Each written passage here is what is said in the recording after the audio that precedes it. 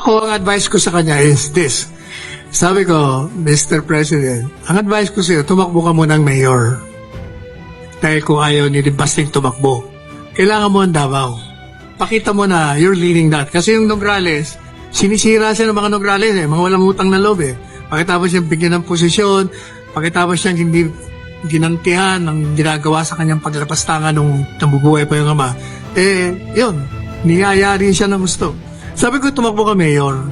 And then, sa 2028, mag-resign ka, tumakbo kang vice president ng anak mo.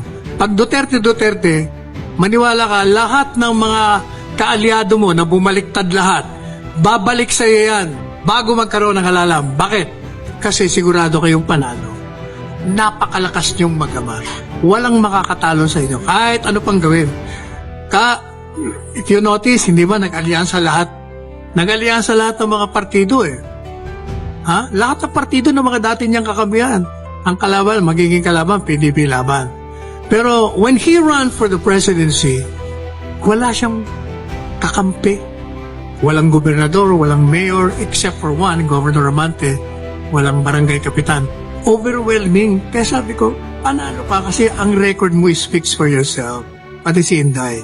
Ang Pilipino, maniwala ka, hindi ka iiwanan ng Pilipino pagdating sa halalan. Kayong mananalo. Kaya magbabalikan lahat yan. Kasi alam nila mananalo kayo, o di, delikado na naman sila. Definitely, yan ang politika. Whether we like it or not, that is the culture. Wala ka nang magagawa niya. Sir, ano po reaction ni former President Duterte dun sa advice niyo na tumakbo siya as Vice President in 2028? Sabi niya, sige. Sige, sabi niya, ituloy mo yung advocacy mo ng Duterte, tingnan natin. Ganoon naman yun. Hindi niya sasabihin sa'yo.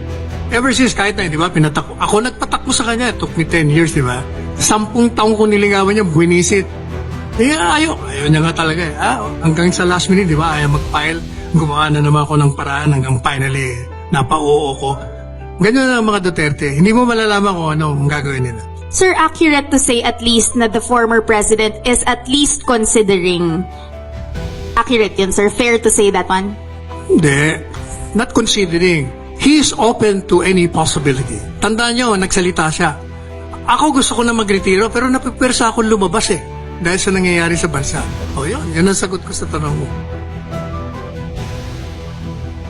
Pero kung ako tatanungin, talagang dapat tumakbo sila. Yan lang ang magiging solusyon sa lahat ng problema ngayon.